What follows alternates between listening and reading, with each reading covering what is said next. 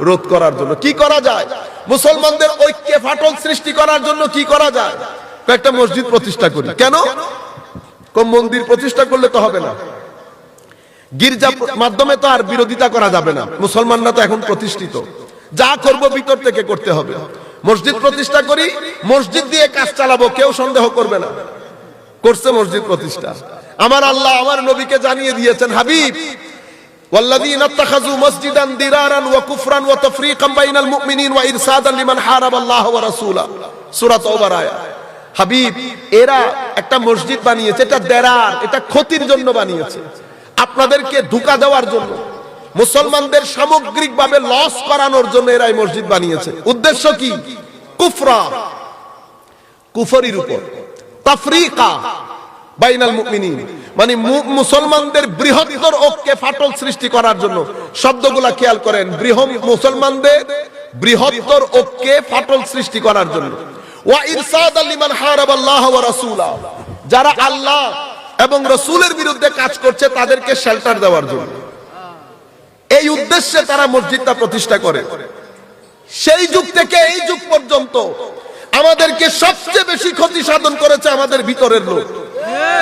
এরাই কখনো আমার নবীর শানে বিয়াদবির বাজার গরম করে,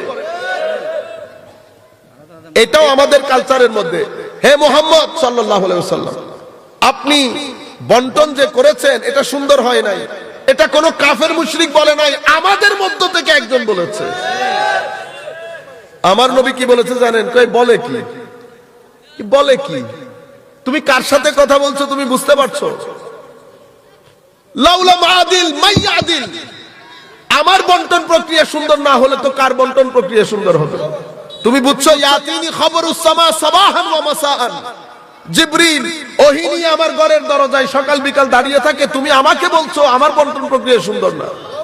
এই ব্যক্তি উঠে চলে যায়। আমার নবী তার দিকে দেখে বলে, এর উদর থেকে কিছু মানুষ আসবে, তারা আসতে থাকবে, তাদের শেষ প্রজন্ম দাজ্জালের সাথে গিয়ে মিশে আমার উম্মতের বিরুদ্ধে কাজ করবে।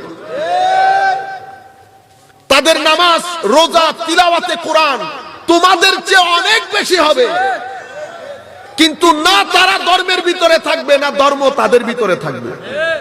আপনি কিছু, আমি যে কথাগুলো বলছি কিছু করতে হচ্ছে না। কালকে গুগলের মধ্যে বুখারী শরীফ লিখবেন, আসবে, সেখানে লিখবেন, আরবিতে তো লিখতে পারবেন না, আরবিতে লিখলে কিতাবুল খাওয়ারিজ, আর যদি ইংরেজিতে লেখেন লিখবেন বুক অফ খারিজাইট, বুকস অফ খারিজাইট। এটা লিখলে হাদিসগুলো ধারাবাহিক ভাবে চলে আসবে। আমরা ইমাম বুখারীর দরবারে লাখ স্যালুট করি, হুজুর আপনি উম্মতের উপর কত বড় ihsan করেছেন। এই হাদিসগুলো যদি কিতাবের মধ্যে আপনি ইনক্লুড না করতেন, আজকে আমরা বড় দুঃখায় পড়ে যেতাম। সেই জায়গার মধ্যে আমার নবী স্পষ্ট ভাষায় বলছে, কি বলছে? যে তারা না দ্বীনের ভিতরে থাকবে, না দ্বীন তাদের ভিতরে থাকবে। এই মানুষগুলোর মাধ্যমে তো ভিতর থেকে আমার নবী শানে বিয়াদবি, এরপরে আমার নবী দুনিয়া থেকে যেতে পারে নাই, এই খারেজিরা আলে বাইত রাসূলের শানে বিয়াদবি করে হযরত আলী রাদিয়াল্লাহু তাআলা আনহুকে কাফের ফতোয়া দিয়েছে। আবার এদের মাধ্যমে আমার ভাইরা চিন্তা করতে পারবেন, তাদের রিঅ্যাকশন স্বরূপ আবার আমাদের কিছু ভাই সাহাবায়ে কেরামকে গালিগালাজ করা শুরু করে। আমি এখনো কিন্তু কাফের মুশরিকদের কথা বলছি না আপনাদেরকে, আমাদের গুলা করছি। কেউ আলে বাইতকে গালি দেয়, কেউ সাহাবায়ে কেরামকে গালি দেয়, আবার আমাদের মধ্যে কেউ আউলিয়ায়ে কেরামের পিছনে লেগে আছে। ও ভাই, যাদের মাধ্যমে কুল কায়নাতের মধ্যে দ্বীন প্রতিষ্ঠিত হয়েছে। এটা হযরত খাজা মুঈনুদ্দিনের মাস না? আমার ভাইয়েরা কি বলে, খাজা বাবা কি কি কি বলে না? ও ভাই, পলিটিক্স করতেছেন আজকে কয়দিন। আমরা যদি 50 বছরও ধরি, সমগ্র বাংলাদেশের মুসলমান মিলে আমরা কয়জন মুসলমান করেছি? নাম কি ওনার জানেন? মুঈনুদ্দিন, दीन को मदद करने वाला। ওনার পূর্বে এসেছে মুহিউদ্দিন, যেটাকে আমরা গৌসুল আজম বলি। তো মুহিউদ্দিন এসে ধর্মকে জিন্দা করেছে, মুঈনুদ্দিন এসে ধর্মের গোড়ায় পানি ঢেলেছে। কারণ মুহিউদ্দিন মানে জিন্দা করনে वाला, মুঈনুদ্দিন মানে মদদ করনে वाला। তো একজন চিন্তা করেছে, আরেকজন গাছের নিচে পানি দিচ্ছে। সেই সময়ের মধ্যে আমার নবীর উম্মতের আরেকজন দাঁড়িয়েছে, তার নাম হচ্ছে শিহাবউদ্দিন সোহরাওয়ার্দী। শিহাবউদ্দিন, শিহাব নক্ষত্র।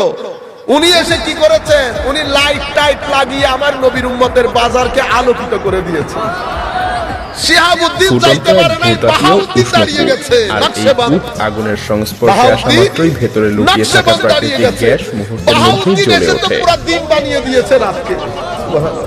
এই সিসিটিভি ফুটেজে ধরা পড়েছে 14 ডিসেম্বর 2023 সালে জাপানে আঘাত হানা এক শক্তিশালী ভূমিকম্পের ভয়ঙ্কর মুহূর্ত।